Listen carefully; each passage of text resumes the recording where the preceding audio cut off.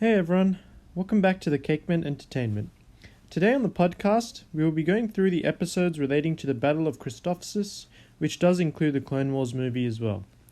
Obviously, a point to note with the official Clone Wars release of episodes way back when, they released the episodes out of order, especially the Domino Squad, which was sort of all over the place with the episode in Season 1, Season 3, sort of out of order, but I'll be following the order that it should be watched in according to many websites. So, starting with Cat and Mouse, which begins with Ships blockade the resource-rich planet of Christophsis, trapping Senator Bail Organa and his relief effort. Straight away, the tone is set. The black and white natures between the Separatists and the Republic is shown, which is, of course, dissolved into more grey later down the series. The animation and the visuals in this opening space battle scene are fairly good relative to the time it came out, and then we are introduced to Admiral Trench, the General, as I like to call him. Looks like General Skywalker's already engaged the enemy. That's nothing out of the ordinary, especially since I gave him a direct order not to. The lenient and more brotherly nature of Obi-Wan's mastery method towards Anakin is apparent here, as he makes it seem like a regular thing for Anakin to disobey his orders. We don't need the whole fleet. I can do this myself. Anakin, slow down and do what I tell you. Although Anakin may disobey orders, he is one of the finest generals going around. He's basically a living legend, a symbol, some might say, for the Clone Wars. He uses unorthodox tactics such as Prep torpedo tubes 1 through 4, fixed range on Trench's command ship. Sir? You heard me, Admiral. Might I remind you that this was not your mission? You might. All in all, Anakin does eventually beat Trench by leading his own missiles directly back at his own ship, and delivers the required supplies to Bail Organa.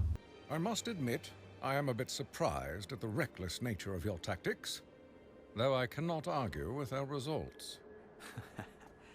Well, you'll find I like to do things, differently from time to time. Yeah, I think everyone agrees with you there.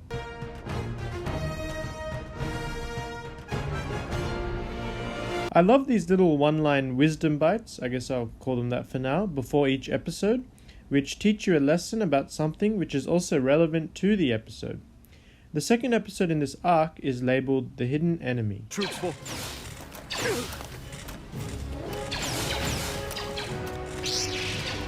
How the clones near the door didn't hear those droids, I'll never know, but yeah, we obviously have some sort of breach of information. This is confirmed off the head of a tactical droid. Also, we are introduced to Captain Rex and Commander Cody, the former, which will be a key component of this whole series. South Tower. We're in the north. Not for long.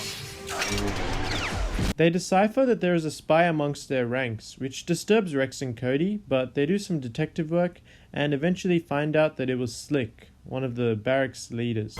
All of you just blindly following orders! For what? I bet you sold out your brothers for some real shiny coin, huh? She offered me money, but she offered me something more important. Something you wouldn't understand. Freedom! We get our first look at the individuality of clones and what some of them think of the Jedi, and to be fair, Slick does have a point. It's the Jedi who keep my brothers enslaved.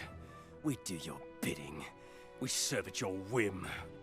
I just want something more.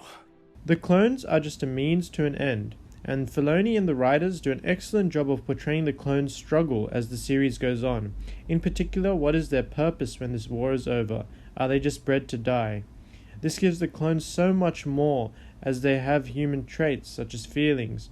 They aren't robots, or I guess you can say droids, which is one of the main ideas explored on throughout the series.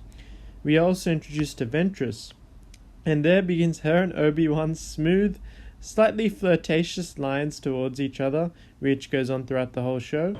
Ventress. And here I thought this mission would be unpleasant. The pleasure's all mine, my dear Obi-Wan. I've missed you. Now we move on to the third part of this arc, the Clone Wars movie. Now, I'm not going to delve over most of the movie, but the key character we get out of this is Ahsoka Tano.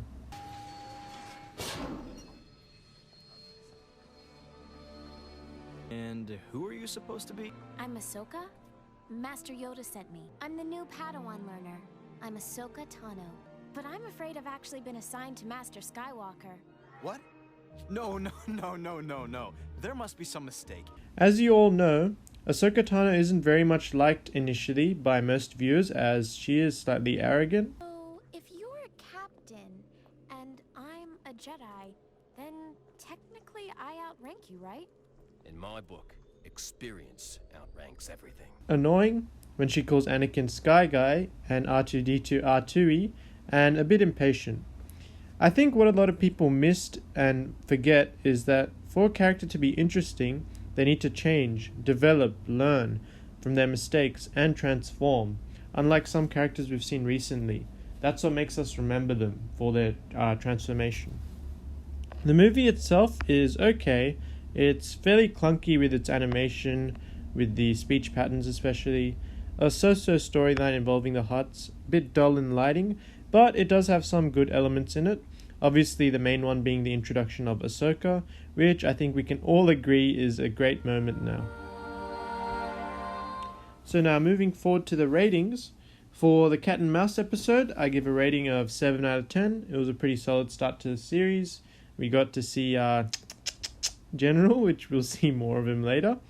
For the Hidden Enemy episode, I give a rating of 7.5 out of 10, as it introduces us to the clones' confusion on their purpose, which is a key plot device for the show, and one that interests me a lot, as it wasn't really developed in the movies much. In the movies, the clones were sort of like droids, really. Very good, sir. Oh, by the way,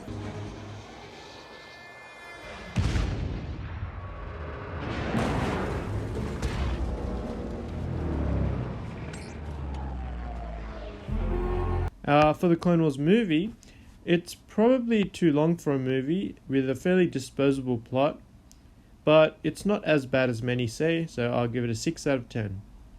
Overall, a decent arc to start the series. I hope you enjoy my thoughts, and as usual, these ratings are my own personal opinion, so let me know in the comments below what you thought of this arc, the episodes, and the movie. Until next time, the Force will be with you. Always.